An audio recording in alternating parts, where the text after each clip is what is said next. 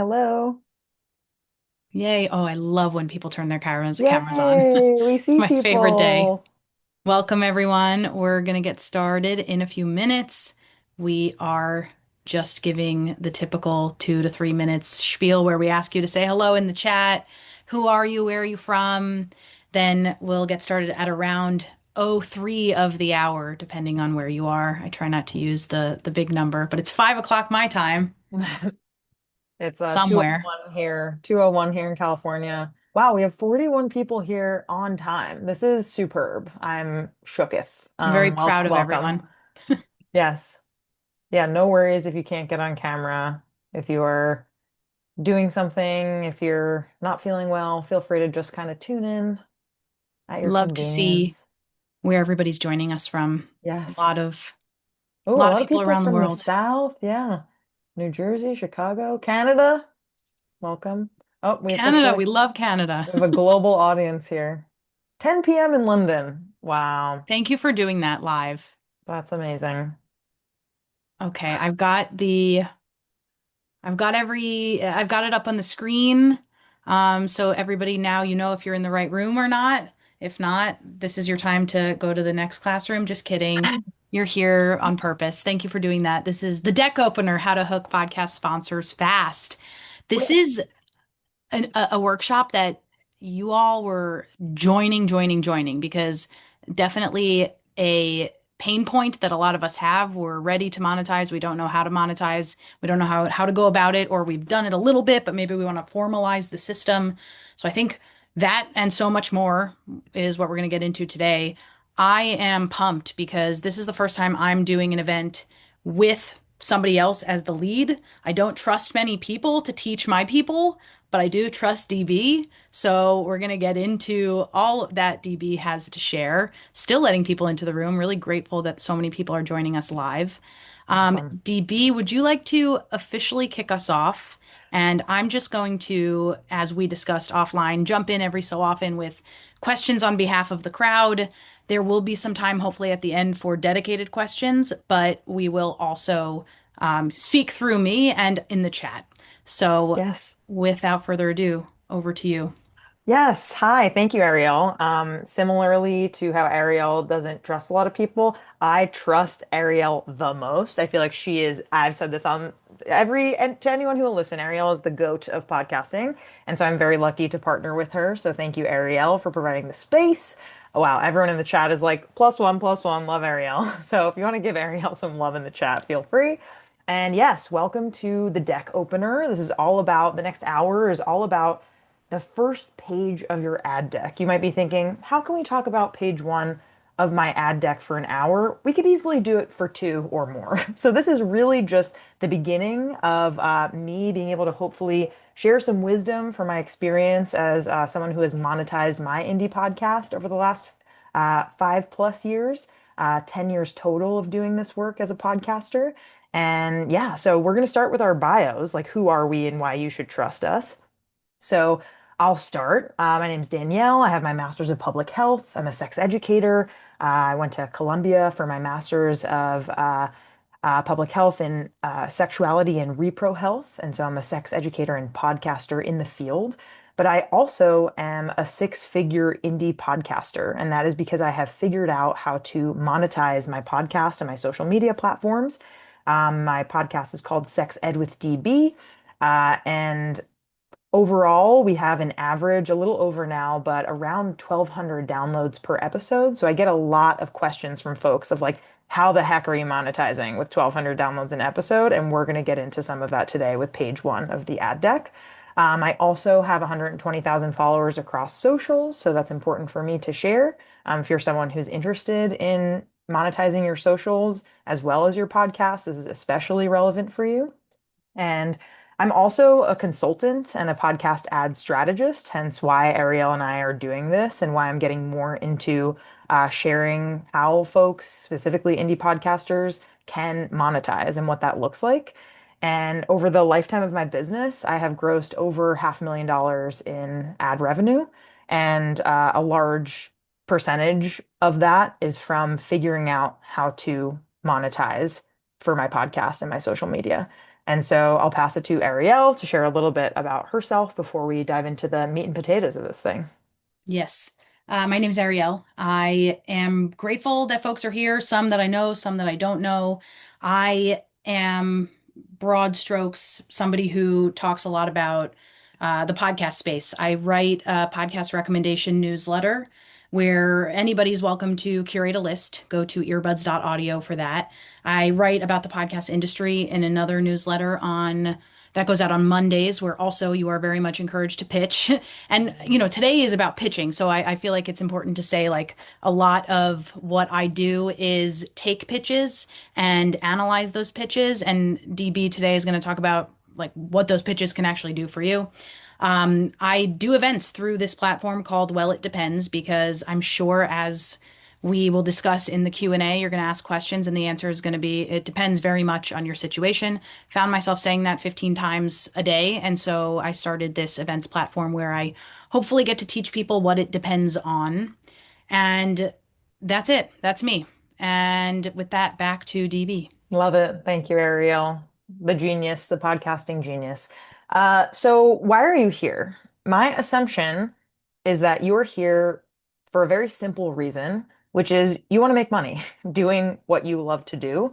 A lot of us here are indie podcasters who have figured out our passions. We know what we want to talk about. We know who we want to talk to. We know our mission, but we just don't know what that looks like to actually monetize our platforms. I talk to indie podcasters all the time who have 10, 20, 100,000 downloads per episode, and they're like, I don't know what to do. I've tried, working with a middle person, an ad agency. They take such a large cut. It doesn't feel worth it. I do dynamic ad insertion. I make pennies on the dollar, right? Death to dynamic ad insertion is another webinar that I will lead at some point. Ariel will hit you up for that. But uh, you know, we all deserve to be making money in this industry, and we are led to believe as indie podcasters that only the top, echelon of 0.001% of podcasters are able to make a living doing this work. And I'm living proof, and I will show you that that is not true, and that you can and should be paid for your work on your podcast. So we'll go to the next slide. So let's start out with a question to the chat. So I want to know, how much would you charge for one 30-second podcast ad per episode for 10 episodes? So I'm going to ask it again. How much would you charge? And this is not a trick question. Feel free to write whatever feels right to you. How much would you charge? It depends. People are like, I'm not sure. But for one 30-second podcast ad per episode for 10 episodes. Badass feminist. I love that. Thank you. Let's see. What are people saying here? Okay, we have some numbers. We We've see, got yeah, go ahead. 5K, $50, 5K, $1,000, 3,000, 1,500, some on the lower end, 300. So yeah, it looks like some people on the high end is like 5K and then $100. Yes. What say you? So this is a fantastic response because there is no one right answer. I think to Ariel's point of it depends, and the answer should actually never be static. You are always going to be changing your pricing depending on who you're pitching to, what your numbers look like, what value you feel like you're adding to what deliverables, right? So if you could go to the next slide. Pricing yourself can take a lot of experimentation. And I wanted to share right off the bat, when I started monetizing my podcast, I want to share a little story. So when I was first starting out with Sex Ed with DB, season one, I made $0. I recruited like 10 volunteers and made a GoFundMe to get $700 for equipment that I didn't need to record the podcast. I'm sure we've all been there. We're like, we actually just needed headphones and software. But alas, that's what happened. And then season two, I was working part-time for a sexual health brand called O School, and I pitched them this package. I said, CEO of O School, why don't you pay me $5,000 and I'll make you the sole sponsor of season two of my podcast? And that included the following: 20 episodes, 1 minute of ads per episode. And they also got these perks. I put their logo on my podcast logo that would show up on every episode in my show graphic. I mentioned the brand organically 3 times in conversation, which wasn't hard because it was a sex ed brand for a sex ed podcast. And I gave them one social media post on Instagram when I had fewer than 1,000 followers on there, right? And so the point that I'm making here is that it is important to go through trial and error when you are figuring out how to monetize your podcast in order to know how much value you put in your deliverables and how much you feel like they're worth based on what that is looking like for how much time it takes you to create these deliverables, how much space it's taking up on your platform, right? The opportunity costs to work with this brand and not another brand in order to make sure that you're getting your worth out of this package. So that's kind of just a first example. And I know people are writing questions in the chat. We're going to make time. I got you. Yeah, Don't worry perfect. about Towards paying attention to the chat. all right, towards the I'm end your we'll ears. we'll make We've some time. But so yeah, I think like the reason why this is so important for me to share is that I have personally grown a lot over the past 9 years of doing this podcast, but you have to start somewhere. And I think a lot of folks are afraid because they don't want to undercharge, they don't want to overcharge, they're not sure who to reach out to. And my advice is focus and hone in on the things that are necessary in order for you to close a deal. And that's why we're talking about page one of the ad deck today, because there are a few important things that you need in order to start pitching. And one of those things, importantly, is the ad deck. So we can go ahead and go to the next slide. Do you mind if we jump in with a question or two? Yeah, let's do it. Okay. So we got a great question up here from Hannah who says, how often were you posting on Instagram at the time, and how much of your marketing slash promo slash audience growth was from social media? So this was about 8 years ago, so it's hard for me to remember how much we were posting on Instagram. My guess is we were posting organically at least 4 times a week, trying to grow the brand. And the part two of that question is how much do I think this income came from growth, or what was it? How much of it came from Instagram, from social media? How much of your podcast growth, and like how much were you Oh, able to leverage the social media impressions? I think that's the sense that I get from the question. yeah, I think that question is kind of talking about my package now that I'm able to charge. And the truth of the matter is because I created a package that is so um intermingled, I guess Hmm. is the right word, with pod Multi-platform. Yeah. multi-platform, with podcast ads, social media ads, logos, newsletter, etc. It is challenging for me to parse out how much value comes from one individual thing because I'm a big believer in the full package and how much we can get for a large package as indie podcasters rather than the CPM model. I think a lot of people, especially if you are a niche show, should be looking at your overall package and the overall impressions that you're bringing to the table rather than just the download number. That works better, if you have 100,000 downloads per episode, sure. But when you've got to be smart with your downloads and you're reaching a very specific audience, bring everything that you've got, newsletters, social, all of it. Love that E- question. Exactly. Another question related, Tara says, um, I appreciate you sharing the amount of followers you had. I'm assuming you didn't add it in your pitch, even though it's easy to check that, or did you have it in your pitch? I think at the time I did mention how many followers I had, but as I mentioned, it is like I really was like less than 1,000 followers, so it felt like less relevant the number of followers, but the fact that it was the niche audience that this brand wanted to reach. So people who were following me were folks who were interested in sex education, and so that you got to figure out how to frame your pitch to the brand, right? So O School was a sex education company that had like live replays of sex educators explaining sex ed topics. And so I was able to say, hey, I'm going to, reels weren't a thing at the time, but like I'm going to create a grid post with maybe like an Instagram story and a link in bio, something of that nature that says this is going to reach the exact audience who you're looking for. So it was less about the followers because I didn't have that to brag about at the time and more about who I was able to reach through my audience. Awesome. All right, I will let us go to the next slide and I will bring up more of these questions as we go. Perfect. Okay, so let's start here. For folks who have heard of an ad deck or have one yourself, why don't you go ahead and share just like a one-liner of what you think an ad deck is and what you think it should accomplish in the chat?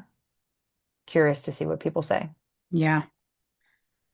I also, um, there's a lot of different assets that you could be creating, right? You've got a one pager, you've got a deck, you've got the deck that then could lead to a one pager and vice versa. I'm sure we'll touch on all those different assets. Yeah, we have some good answers here. All right, let's read some of them out loud. We've got it should bridge the gap between your audience and the sponsor. What I do currently have is my unique proposition slash niche. V says visually punchy via PowerPoint or similar that highlights why a brand should be interested in you. DR says lots of screenshots and analytics. An intro, who you are and what you make. And then Angelisa has a great question. Is this the same as a media kit? Great. So I'll answer that one right off the bat. An ad deck is different from a media kit. Your media kit should highlight the kinds of partnerships that you've had and where you've been featured and things that you want to highlight for potential in-kind or unpaid partners. And that should be like a one-pager that intros you. But I really like some of these definitions towards the top of what is an ad deck, which I'll read both of them and then I'll explain why I like them. So Aisha says, a presentation which outlines why your podcast is worth investing in.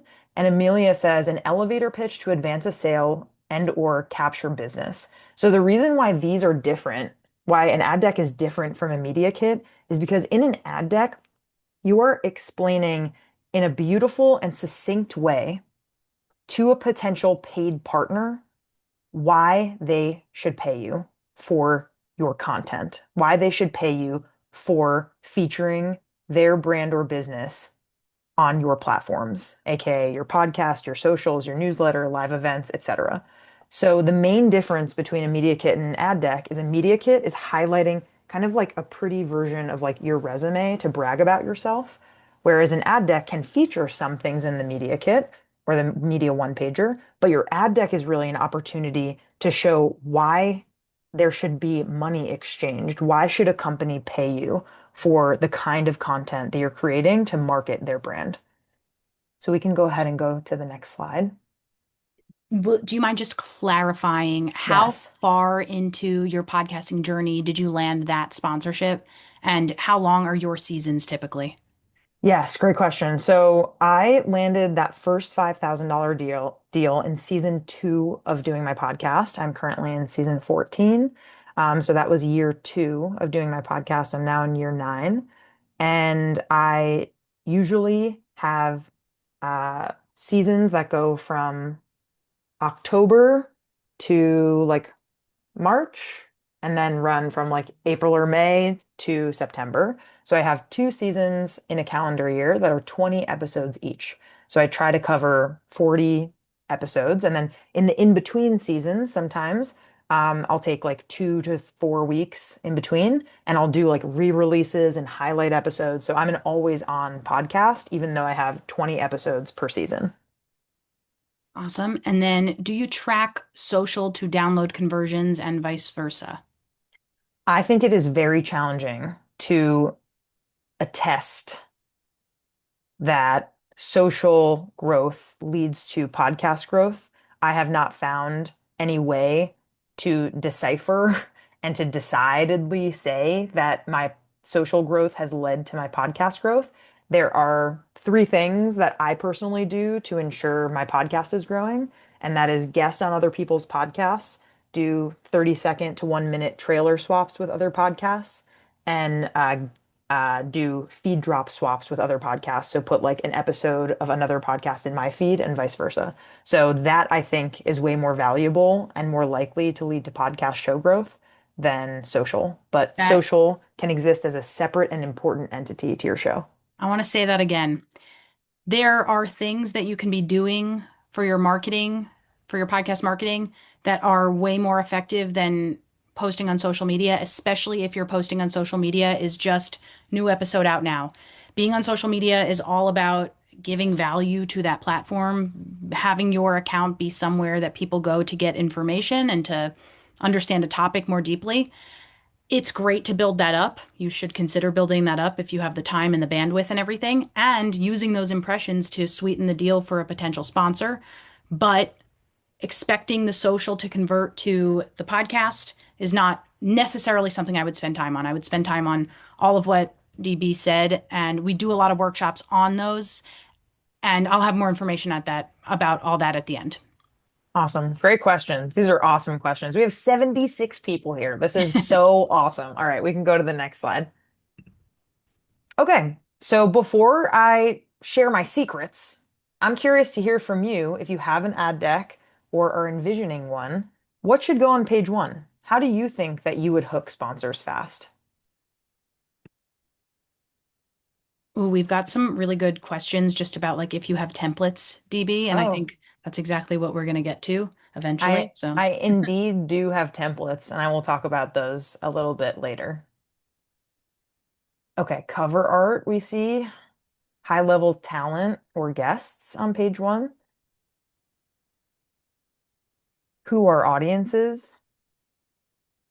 Ooh, what's in it? I love WIFM. Whiffem. What's in it for me? ooh, I like that Fantastic. too. Ooh, start with the problem we are solving. That's really interesting for a page one suggestion. I'm fascinated by that. We can talk about that. What your podcast is, how it connects to their brand. Love it. While we're getting a few more of those in there, maybe a quick question for you to answer. Do you use Patreon or a platform like that for monetization as well, DB? I have found that I don't know if it's because of my audience, because I do a sexual health podcast. It is very hard to get my listeners to pay me. I have tried Patreon, I've tried Buy Me a Coffee, I've tried like multiple different monetization in that way, and I have found that I have made way more money for a lot less effort by charging companies to pay me instead of Totally. my listeners. I also will say that your show and the products that you advertise lend themselves particularly well to actual product integration, sort of. I mean, you work in sexual health, so you're often raffling off vibrators, that kind of Exactly. thing. So it True. works Actually, really right well. now, if you need a new magic wand, waterproof, we're doing a giveaway on Sex Ed with DB podcast Instagram. So that's a little shout out there if you're looking to get a new toy. I just So recommend going to DB's social media in general. It's just very interesting to look at to see how she does things. thank you. All right. So these are fantastic answers, and I'm going to speak to them by just talking about page one of my deck on the next slide. So I'm going to let you all just take this in for 60 seconds. And then I'm going to talk about it and speak. Thank you, Hannah, and speak to why this is page one of my deck and why I've honed it to be this way over the past 9+ years, 8+ years. So yeah, I encourage you to kind of like start at the top, maybe go like, Actually, like, where does their eye go? I think that's yeah, interesting. yeah. I mean, if you want to put in the chat, like, what do you see? Like, what are you noticing? I know. That's funny. I love the colors. I think that's what really stands out to me. So people are saying the vibrator mic, it's eye-catching, products right up front, color scheme. So yeah, let me start by talking about the design of the deck and the colors because I created my deck in Canva and you can create your deck in Canva. I did not hire somebody to create this. I think as indie podcasters, it feels like, oh, I don't know, I can't be everything, right? And I have a rule where if I don't like to do it and if I'm bad at it, I try to pay someone their worth to create whatever it is for me. But with an ad deck, the thing is you're going to be making so many edits to this thing and you're going to be needing to iterate, it is better for you to just be the one who owns this and creates it because you know your product, you know your podcast better than anybody else. And so my suggestion to you would be to, if you don't have an ad deck, to create one in Canva or a platform where you're comfortable. And for me, color and boldness is a big part of my brand. And these, pinks, teals, blues are a big part of my branding. And so for me, it's really important that page one shows the viewer, the potential marketer on the company team, right? Because you're thinking who is viewing this, right? It is someone who is a director of marketing, a director of partnerships, a director of business, or all the way from a director to an intern, right? So you want to make sure that whoever's looking at this, that they're gaining what you want them to gain from it. And so for me, what's really important right off the bat is that people know that I'm fun, I'm bold, I have a brand that's unabashed, right? Unafraid. I'm a sex ed brand. And I think a couple people put this in the chat. You notice my headshot with a magic wand as a microphone, like joking around, hopefully right away. And that's on purpose. So a professional headshot is super important. I've seen consulting clients who I work with share headshots on their decks that are pixelated. They don't make them look very good. Like you want to be your best self in your headshot. And so it's really important that on page one, you share that headshot, right? I have my name of my podcast and my brand up front and center, Sex Ed with DB. People know. I want to move on to the top left portion. Someone says like, yeah, contrasting colors. Some people like might look at this and be like, whoa, this design is like way too busy. And that's okay. Like you want to pick something that feels good for you and that feels resonant with your brand and your podcast. For me, the like boldness and the multiple different kinds of, like shapes and colors. Like to me, that is sex ed with DB. It's like messy, entertaining, fun. And so that's why page one of my ad deck looks like this and why the energy hopefully is evoking that Yeah. for folks who I are think you looking. found a nice balance between like quote unquote best practice of design and what actually works for you. And you're able to do this because you know what best practices for design are. And I think that's what you're sharing here is like this is a template where you can see contrasting colors, title is bold, social proof is there. We know the show has been featured in all these places. It has a lot of downloads. DB has a lot of followers. We know a bit about the statistics and DB's resume, and that needs to be there and it's spaced out in a nice way, and that gets the job done. Totally. And this might seem small, but it's not. All of these, if you were to open this as a PDF from an email, all of these icons are clickable links. All of them. So everywhere where I've been featured, every single place here is clickable to the place where I'm going. Sex Ed with DB is clickable to my website, all Spotify, Apple Podcasts, etc. Like all of those go to the places where I want people to be able to click. And on the top left, these are my highlights, right? And I talk about this in my discussion about pitch email because that's another piece of what you need in order to reach out to sponsors. But my highlight is that like I'm nearing 500K all-time downloads. My highlight is that I have 120,000 followers across platforms, and I want folks to know that most of my audience is reaching exactly who the brand is wanting to reach. So a majority is US women who are usually between 18 and 44. That is who these companies who I'm reaching out to want to reach to. And so on the bottom left, I have my credentials. Usually, when you say you have your MPH from Columbia, people don't say boo. So it's nice to be able to just be like, I paid for these letters, and here they are. And my mission is right there, right? Your go-to podcast for smart science-backed sex education, delivering trusted insights from top experts on sex, sexuality, and pleasure. You, as a podcaster, need to have a one-liner that you can memorize, that is on all of your materials, that's in your pitch email, that's on page one of your ad deck, that's on Apple Podcasts in the info, that is everywhere, right? And that's part of your brand trust so that people can look multiple places for you online and see that that's your one-liner everywhere. If you've been featured in articles, if you've been featured on other podcasts, that's what you're going to be putting on that bottom section of where you've been featured. And that is part of your hook. Is for me, that's part of my hook. I was featured on a Netflix docuseries called The Principles of Pleasure. That was about 4 years ago. You best believe that's still my hooky line, right? Like that will be my hook forever. And so the one liner is your go-to podcast, etc. So any kind of specific questions about this page one? Because I have two other examples of page one of other people's ad deck that I want you to see. I'm scanning the chat. Just a lot of love for the artwork. Um, DR just realized that the microphone is not a microphone. Love that.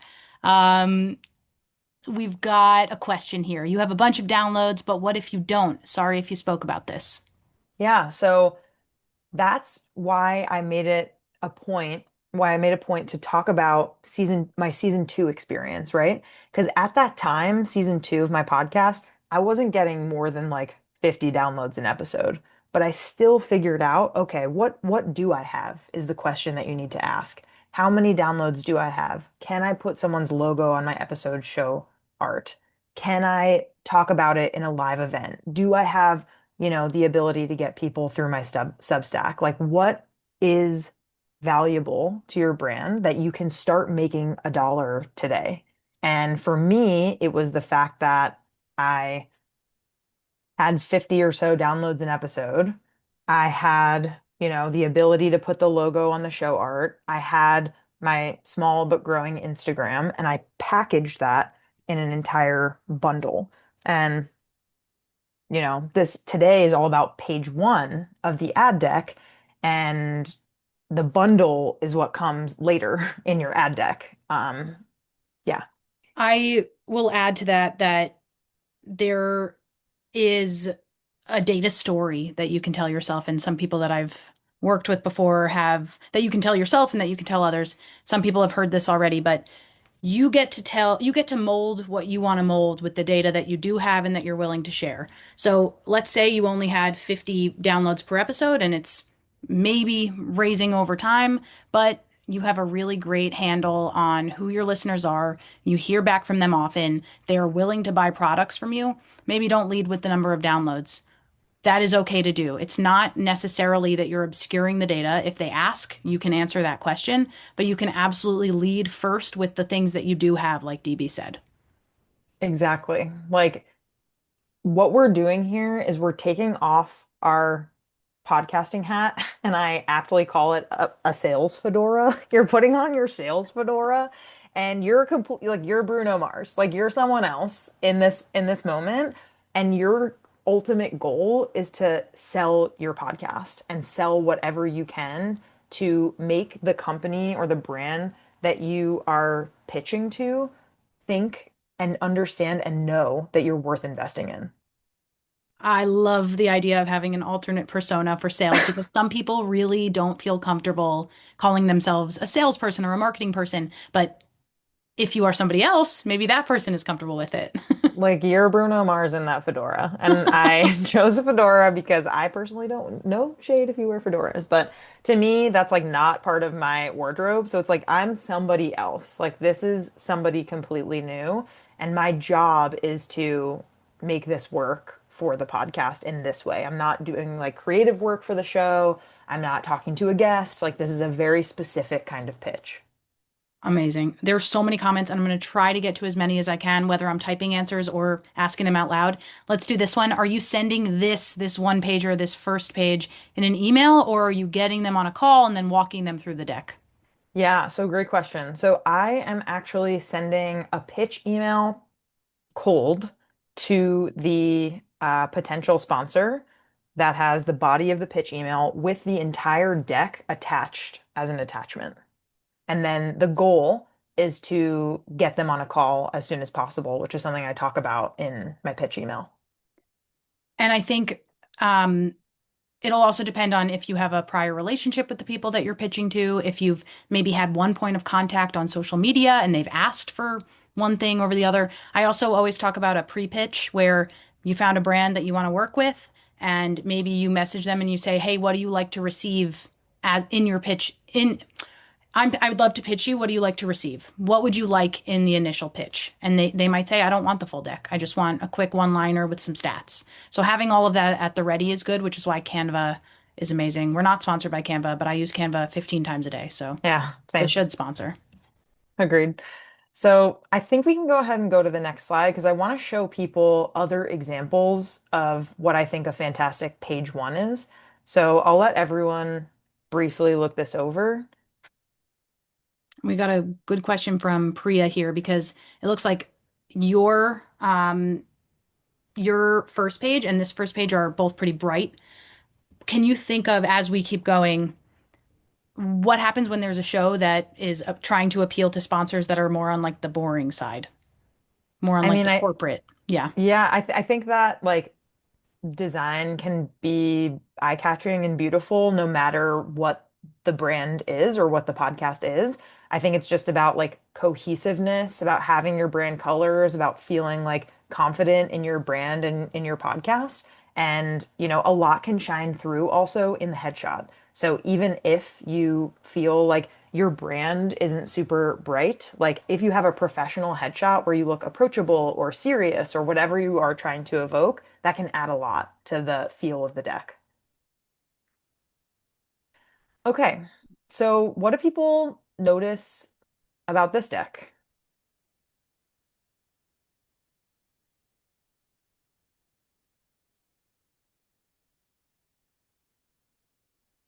We are noticing the bottom. There's more space in it than the other one. This is a bigger image, am I right? Yeah, big, it might be, yeah, it might be a bigger like export. More focused messaging. Yeah, this is simpler, right? Like Talia has what many of us dream of, right? Which is like millions and millions of downloads. She's in the top 100 dating and relationship shows. And Talia is a friend of mine, and I'm also consulting with her because she is not making enough in her work. And this is how many downloads she has, and this is how many followers she has, right? So like I want to share how important it is to recognize that like even when you get to these millions of downloads, you need to be the person who is selling your show, or you are not going to be the one making money. And a lot of us think that once we get to this place, we will be able to just automatically like make that money. But I was just saying, we need the fedora. Like you need to be able to figure out how to sell your show, and you still need a good ad deck and a pitch. It's not going to automatically come to you. But I wanted to shout out Talia because I'm so impressed with her ability to grow her show. And I really like her headshot. I like that she has her name here. I like her name of her podcast and her font and her colors. Practical, no nonsense advice for women who want to find and keep a long-term relationship with confidence and ease. Like it's very clear what this show is about. And I just like all of the links are clickable on the bottom. And so here's another, what I consider to be a very successful page one of an ad deck. I have one more here. We can go to the next slide. This is Cramped. I'll let folks check this out. And then I'm going to talk about it.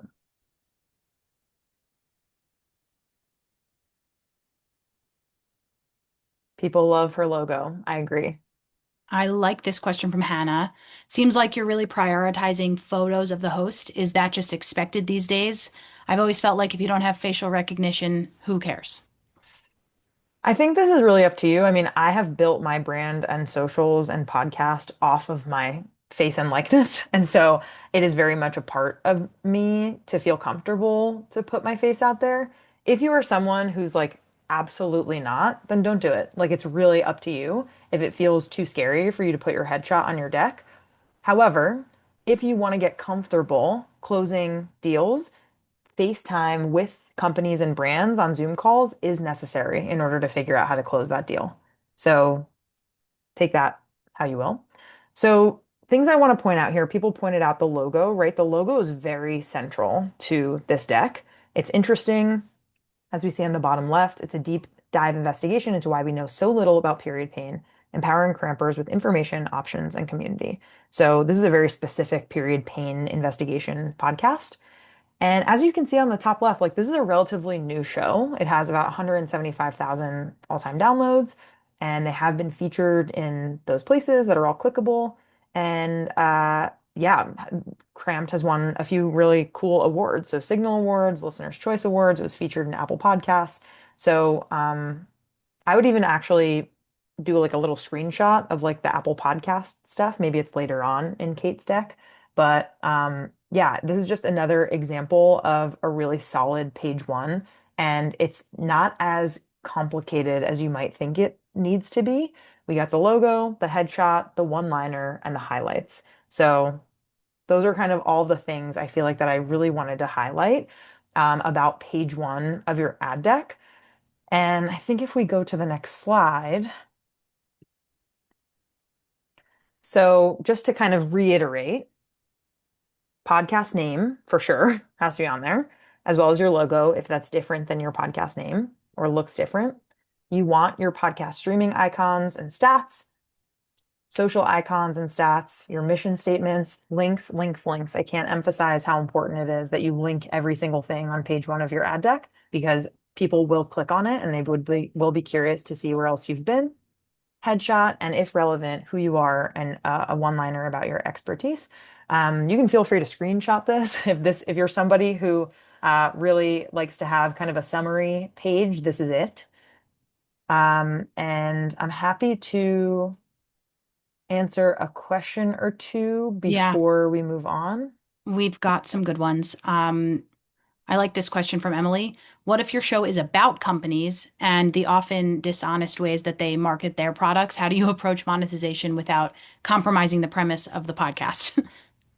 This is fantastic. I mean, I think you need to be that much more focused and discerning when it comes to choosing a paid partner. And that's a good thing. Like your audience trusts you. And so if you work with a paid partner, you are sure by your audience's standards that they are ethical, that they will not market BS, that you use the product or service yourself. So it's important for you to be thinking about what is natural, where is a natural place for you to start when it comes to the company's products, services that you already use and trust that would be interested in being a good fit for your show. It's a good shout. And then we have a great question from Peter who says, I'm in a different niche. Any specific advice for historical podcasts? I'm not reading. He put a yawn in there in parentheses, and I disagree. I love all historical podcasts. So any advice for shows that are not as flashy, let's say? It's a good question. I think that would be something I would need to think on and brainstorm, not necessarily something I would be able to come up with companies or niches right off the bat. I But can help. Go Yeah, ahead. go ahead. I would just listen to a bunch of other podcasts that are history based that have advertisers and see what advertisers they have. And also, what you can do then is maybe those advertisers are way too big, but you can look at comparative companies, you can look at comps to those companies and reach out to them and say, hey, by the way, your competitor is advertising on podcasts. Would you take a chance on me and my podcast? This is especially interesting if you can find something locally, like your show, Peter, if I remember correctly. Actually, I don't think I can remember it off the top of my head. But let's say it's a show about history, and maybe you touch on like historical books. Maybe there's like a historian or an archival uh, maybe there are products for historians that you could get into, basically, is the direction I'm going in. Get specific because depending on how specific your audience is, they might be interested in these things that you might not be interested in, but that's what they need. Yeah, two other suggestions is, this is a good use case for AI. Like whatever your kind of like ethical stance is on AI, if you use it, if you're somebody who does use it for work, for brainstorming, this is a great way to speak into it for a few minutes, talk about your show, and ask for a suggestion of 20 brands that you could potentially reach out to in your niche. Another thing you can do is do a short but sweet and intentional audience survey.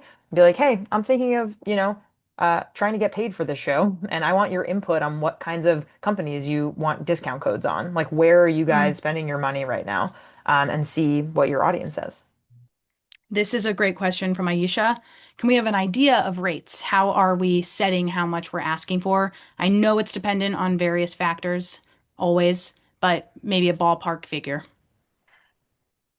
Yeah, it depends. I think like the best thing I can say about rates is like figuring out like what feels good to you, what are your deliverables, what's the opportunity cost, what's your maximum that you're going to be able to have based on that business strategy, and then experiment and start figuring out, for you, if you're somebody who, for example, has 100 downloads per episode and you want to put the logo of the show on your episode and you want to do a live event, XYZ, you can and should be charging at least a couple $1,000s for something like that.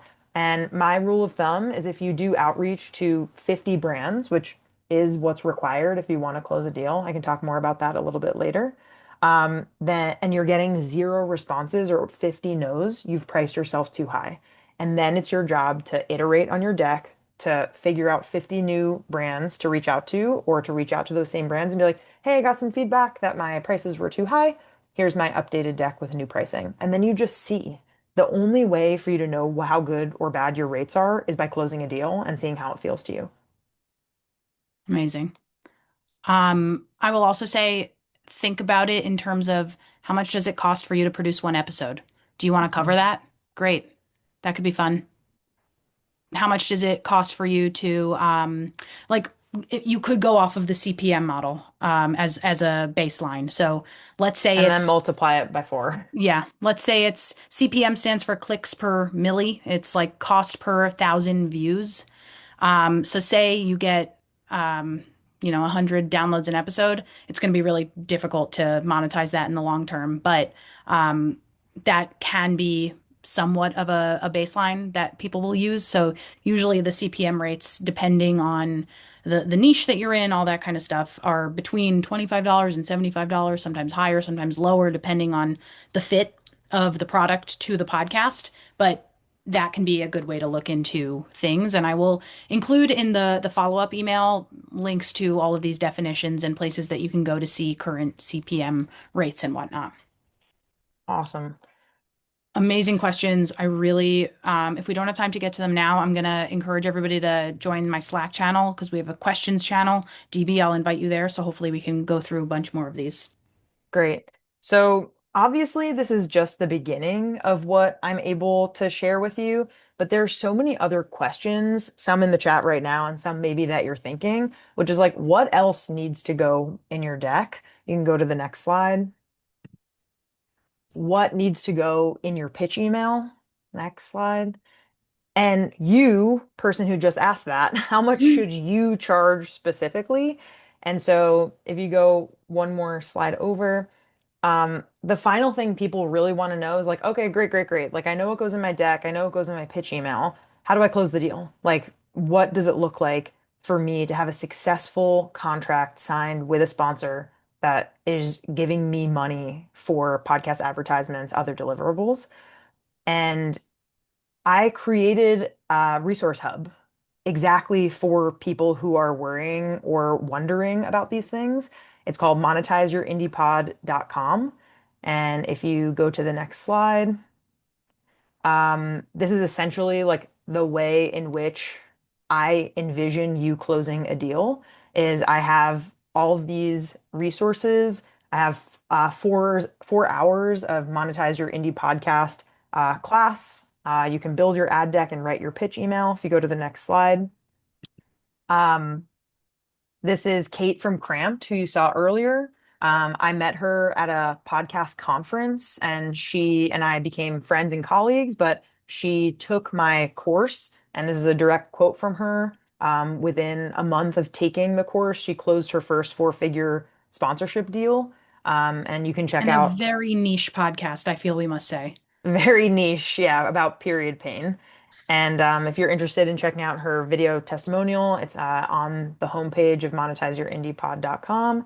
If you go to the next page, um, this is the thing that I'm pitching to you if you are interested in learning more. If this feels like out of your budget, I totally understand, but I really, really believe in this content that I've honed over the last few years. And so if you're interested in learning more, I have a complete bundle that's less than $300, 297, where you'll get 4 hours of expert instruction video. You'll get my full deck and my full deck template for you to create your own, and you'll create your pitch. You'll get a my pitch email as well as a pitch email template. So if you're interested in checking that out, you can feel free to go to monetizeyourindiepod.com. And I think that might be it. So any, Lots of questions. Let's great. do it. Okay. Okay. I am going to scroll up a bit, get to these questions, but feel free to keep them coming in the chat. Let's start here. I actually just like this comment. I've always told my audience that I wouldn't promote a sponsor that I didn't believe in, because I didn't want to have just any sponsor. As my podcast is really focused on communities of color and the cuts to DEI have really affected that reach. How do I reposition without compromising? I mean, this is really a consulting question, longer, I feel like, than I can answer on this call right now. Um, Yeah, big one.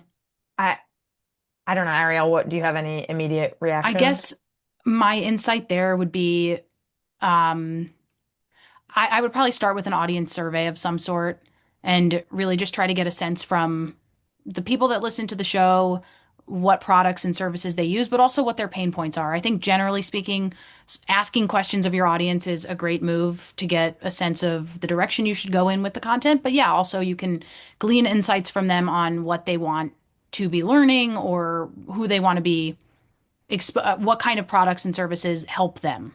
So I think always start with asking your audience those questions. Agreed. Yeah, I guess what the one thing I'll say is like your audience is paramount. So like you making sure that you are adhering to your mission and that you're reaching your audience in a way that they want to be reached is like the number one goal of your show. And you want to make sure that anything that you're doing internally or whatever you're working with sponsors, you're, choosing a brand that you are serving your audience first and foremost. Have you ever had one sponsor cover the entire season cost?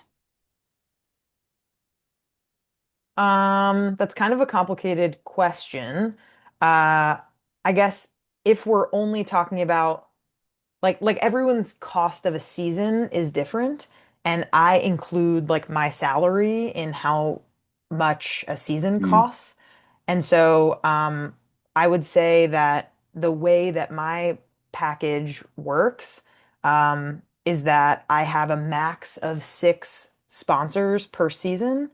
And I provide, as part of my package, category exclusivity that adds value to the package. interesting. And so I work with multiple sponsors at once and have different deals with each sponsor because I have a different relationship with them. But I do kind of have like a base package, which is on monetizeyourindiepod.com, that I share about. But I I I would say at this point, as a full-time indie podcaster who makes 6 figures, um, no, I don't have one $100,000 sponsor. It's That would be like piece. nice. It would be nice, but it's more But piecemeal for multiple sponsors. and also your podcast ladders up to the larger work that you do. Your podcast is not your only source of income, theoretically. I would say the package that I share in Monetize Your Indie Pod and that I pitch to sponsors makes up around 70% of my Wow, income. that's awesome. That's awesome. Practically speaking, once you get the yes, who is writing the contract? How do you make sure it's sound? All that kind of stuff. You're writing the contract. You're taking care of everything that needs to be taken care of. You're sending the Google form that has partnership details, that gets info that you need. What kind of company is it? Is it a S corp? Is it an LLC? Where are they incorporated? If there's a discount code, if there's a UTM link, you're getting all of that information. Then you're creating the contract in order to show the partner that you're professional or reliable. You deserve to be paid. They want to work with you again. We haven't talked about this yet, but closing closing a partnership with a partner who you've already worked with is infinitely easier than closing new business. I'm going to repeat that for effect. Closing a partnership with a partner you've already worked with is infinitely easier than closing new business. So everything you can do with a partner who says yes to encourage them to work with you again is your top priority once you've closed a deal. Yeah. That is a lesson that I need to learn is like one-time consulting gigs, great. But if you can get them to come back for more, then it's just less work for you. It's a lot of effort to do the pitches and the calls and the this and the that. So once you have them, continue to provide value. Yes. Let's see. Are ads for sponsors going in those audiences for all time, or are they dynamic and expire after a certain period? This is a great question. Death to dynamic ad insertion. I'm a big believer in baked in ads, especially when you have an indie show. You can share that it provides long tail value. So I worked with sponsors in 2018, and they are still being talked about by me from 8 years ago in those episodes that new audience members are finding. And that is another way that you can share, hey, I have 100 downloads an episode, but I'm baking in your ads. That's more value that I'm adding to the package. And that's something that I share in the rest of my deck. So many questions. I'm trying to get to them as we're answering them. What if YouTube is your biggest platform? How do you price for video? Ooh, that's great. Congrats that YouTube is your biggest platform. It's very hard to grow on YouTube. I would look at it in the same way that you're looking at social media posts. So think about how you're mentioning the brand in the caption, how you're mentioning them in the video itself, if there's a logo. So again, pricing, it really depends on your numbers, on what your total package is, what your deliverables are, but don't underestimate the value of YouTube. Yeah. We talked at the beginning about the overall impression package. And I think even if you don't have a ton of down views, even listens, because I don't think people realize, but you can upload your audio only podcast via RSS feed to YouTube. Just Google upload my RSS feed to YouTube. Even if you don't have a ton going on there, it still adds to the overall impressions. What is the largest sponsor deal you've landed if you are comfortable sharing? I won't mention the brand name, but I've landed a 50K deal before. That was a year-long sponsorship with a brand who I worked with for many years, who paid me, for the first year I was working with them, like 10 to 15K for that year. And then as I built my relationship with them and as I gave them more deliverables, I built it up for a 50K partnership over the course of a year. Which was, yeah, thank you, which was awesome. And a thing that is really important is that you don't put all of your eggs in one basket because eventually, right, like things might change. And that partner worked with me for like 5 years, and then their head of marketing, like, decided that their ad dollars should go into print marketing or TV marketing, right? So something changed for me. So in that moment, I needed to figure out, okay, how am I going to replace that income? That's why you want to have multiple sponsors who are you're working with in this large capacity so that if one stream goes away, you can figure out what that other stream is going to be and who is that sponsor that's going to replace that big fish. Okay, one quick question, and then I want to go to the last goodbye slide. What is the difference between dynamic ad insertion and programmatic ad insertion? I can answer this if you need. Please do. So, dynamic ad insertion could be your own content. People might also call it dynamic content insertion. I can record something that's just like, hey, I'm doing an event at the local pub down the street. I would love for you to come. I can place that on my across my episode slate so that just in case somebody is binging all my past episodes, they can listen to that. And then after the event takes place, I can take it out. That's technically an ad, but it's also just dynamic content insertion. Programmatic content insertion is usually from a third party and it's beaming in some sort of radio sounding ad to your show. That's generally broad strokes the difference between DAI and programmatic ads. Oh my God. So many questions, so many comments. I love it. This has been one of the most active events that we've had so far. DB, you're amazing. And there are a few more things that we want to shout out. First, if you fit the demographic, check out the International Women's Podcast Awards. Entries close July 31st, and there is a scholarship program, so there are options. We have an event coming up July 28th, the marketing playbook for niche podcasts. And then ongoing, a lot of you are here because of this. During July, I'm doing a free challenge for podcasters where you get an email a day with tips and ideas and resources, and you can put them into practice. And then you can come to the Slack channel and discuss all of that and ask questions and whatnot. And I believe that's it. DB, any more questions, closing comments? I just want to say thank you all for being interested in this.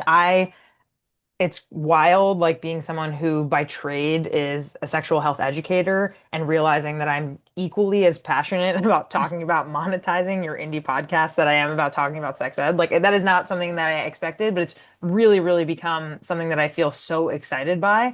And so if you're interested in working with me and consulting with me and learning more about my stuff that I'm working on, please email me at daniellebezalel@gmail.com. You can feel free to screenshot this slide so you don't forget. I love hearing from indie podcasters. It is my goal to make you money through, education and resources and really sharing that you can and should be paid for your passion of indie podcasting. So thank you, Ariel, for hosting this and thank you for having me. And yeah, I really look forward to hearing from some of you and thank you for your questions and your participation. If we did not get to your question, please join the Slack channel. I will put links to everything in the follow-up email, which will probably come early tomorrow because I have to run to a networking event now. Thank you all so much. DB, thank you. You're amazing. You're competent. I trust you. Goodbye. Thank you all.